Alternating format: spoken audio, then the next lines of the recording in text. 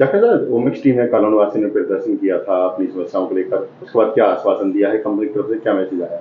जो हमारे सोसाइटी के जितने भी रेजिडेंट हैं जो इन्होंने धरना प्रदर्शन किया है, इसका मैसेज हमने अपना हेड ऑफिस पहुंचा दिया है और वहां से जो इन्हें आश्वासन मिला 18 तारीख का मिला है।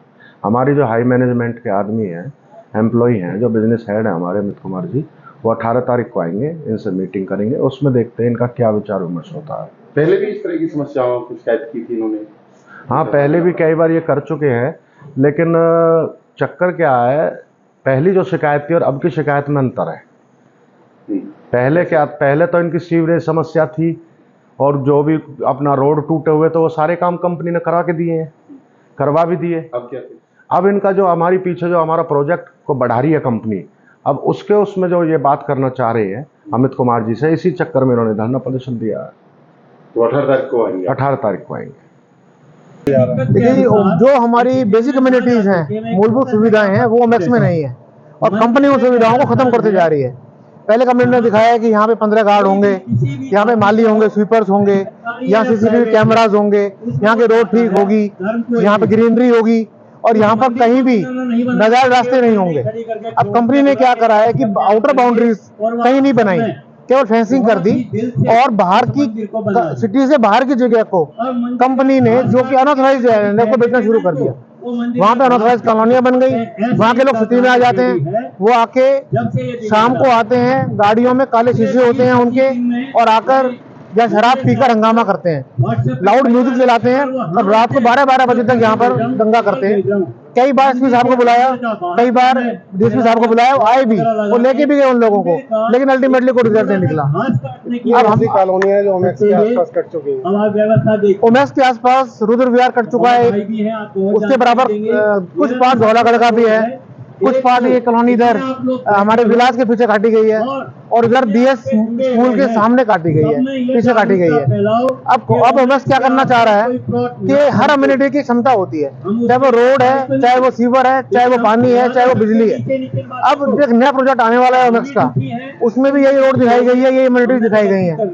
तो ये जो चीजें हैं, ये यहाँ के निवासियों के लिए पूरी नहीं है, इन्हीं चीजों को डाइवर्ट उधर कर देंगे। ये जो लोगों ने ईडीसी आईडीसी दिया, इंफ्रास्ट्रक्चर डेवलपमेंट चार्जेस और एक्सटर्नल डेवलपमेंट चार्जेस, वो चार्जेस दिया, वो यहाँ की सिटी के लिए दिया, उस सिटी की उन सुविधाओं को ये थर्ड सिटी में डाइवर्ट करने वाले हैं। अगर सबसे पहले जो मूलभूत सुविधा होती है वो सड़क होती है। आज आप पूरे ओमेक्स में जब घूम के देखोगे तो ये देखोगे सारे ओमेक्स की सड़कें टूटी हुई हैं। सेकेंडरी सबसे, जब हम यहाँ पे को प्लाट लिया था स्टार्टिंग में, जितने भी लोग यहाँ पे रह रहे हैं, तो ये बताया गया था कि ओमेक्स के चारों तरफ से 4 दीवारी करी जाएगी और आपको 4 दीवारी की सुविधा दी जाएगी। आज 4 दीवारी करना तो बहुत दूर है, जहाँ ओमेक्स के स्थानीय निवासी अपना पैसा जोड़ के 4 दीवारी करना भी चाह रहे हैं, उसमें भी ओमेक्स हमें रुकावट दे रही है। बाहर से जो रास्ते हैं, जो गाँवों के हैं, अवैध जो कॉलोनियाँ यहाँ आसपास कटी हुई हैं, उन कॉलोनियों को यहाँ से ओमेक्स से रास्ते दिए जा रहे हैं। उसके पीछे लॉजिक जो है, वो लॉजिक ये है कि ओमेक्स की जो ज़मीन ऐसी है जो अभी जिस पे लाइसेंस नहीं है, उस ज़मीन को ओमेक्स ने बेच दिया है। उन लोगों को ओमेक्स चाहती है कि ओमेक्स से जो सुविधाएं हैं, चाहे वो सीवरेज की है, चाहे वो बिजली की है, चाहे वो सड़क की है, उन सुविधाओं को वो उन लोगों को भी देना चाहते हैं जिनके जो अवैध रूप से जो लाइसेंस वाला पार्ट नहीं है, वो जो पार्ट ओमेक्स ने बेच दिया है, उस पार्ट को भी ओमेक्स उस पार्ट से जोड़ना चाहती है। जो हम लोगों ने 1-1 लाख रुपए गज के हिसाब से जो ज़मीन यहाँ लेके और एक सोच के साथ यहाँ आए थे कि हमें एक अच्छा माहौल मिलेगा, उस चीज़ को ओमेक्स हमें डिस्टर्ब कर रही है। सेकंड, ओमेक्स क्या कर रही है, यहाँ पे जितना भी जो हमें नक्शे में ग्रीन बेल्ट दिखाई गई थी, जो पार्क दिखाए गए थे, धीरे धीरे वो सारे बेच दिए गए हैं प्राइवेट लोगों को। आज आप पूरे स्टार्टिंग से लेकर और एंड तक आप जाओगे तो आप देखोगे ओमेक्स में पार्क नाम की, ग्रीन बेल्ट नाम की कोई चीज़ नहीं है। तीसरी जो हमारा मुद्दा है, वो मुद्दा ये है, यहाँ पे जब आप ओमेक्स में देखोगे, जो ओमेक्स में लोग रह रहे हैं वो बहुत ज़्यादा परेशान है। वो यहाँ रात को लाइटें नहीं जलती, यहाँ सुरक्षा के नाम पे कुछ भी नहीं है। सेकेंडरी, यहाँ पे जो वो लगाए गए थे ट्रांसफार्मर, बनना तो यहाँ पे पावर प्लांट था, लेकिन अभी जो ट्रांसफार्मर जो लगाए गए थे वो भी यहाँ से, बिजली घर बनना तो दूर है, जो ट्रांसफार्मर था बड़ा वो भी यहाँ से हटा लिया गया है।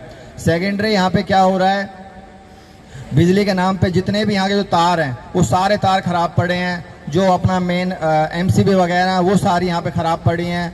तीसरा, जो अपना रेन हार्वेस्टेज जो पानी का वो जो लगाया गया था वो पूरी तरह से ख़राब पड़ा है। और सीवरेज के जितने भी जो पाइपें हैं वो सारी ब्लॉक पड़ी हैं। सीवरेज ट्रीटमेंट का जो अपना प्लांट है वो यहाँ पे बंद पड़ा है। मतलब आप शुरू से लेके आखिर तक जब आप जाके ओमेक्स में देखोगे तो आप ये देखोगे कि अवैध कॉलोनी से ज़्यादा कुछ भी नहीं है आज के दिन। ओमेक्स सिटी और एक अवैध कॉलोनी जो हमारे बराबर में बसी हुई है, उनमें और हमें कोई ज़्यादा फर्क नहीं है।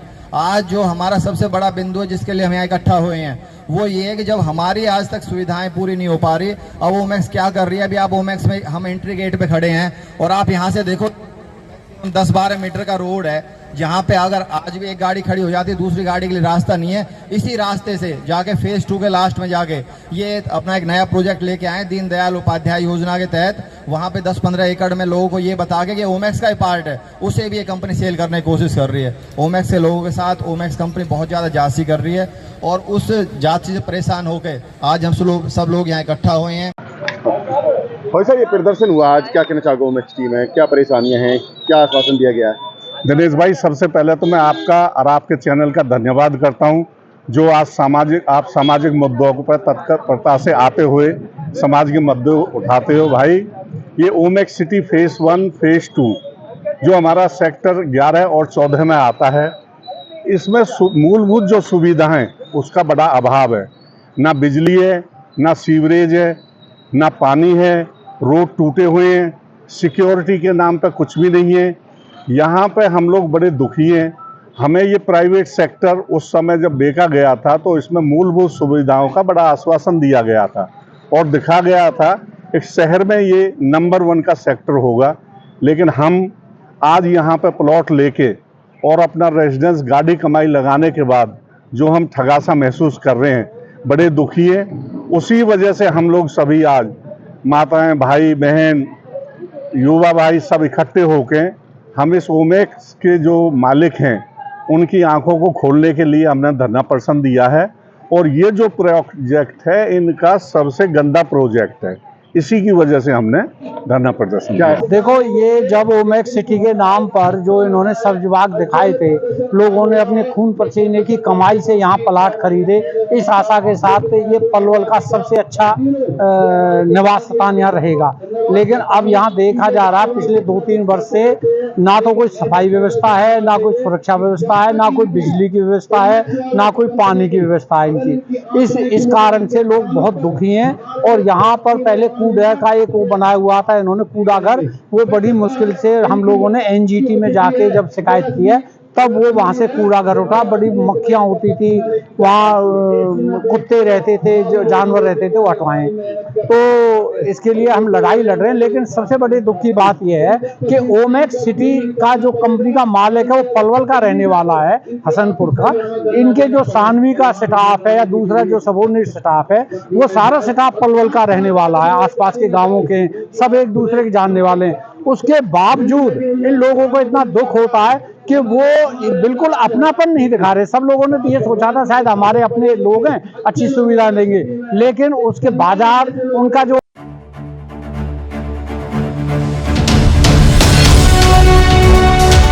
जनहितैषी, टीआरपी नहीं भरोसा आपका।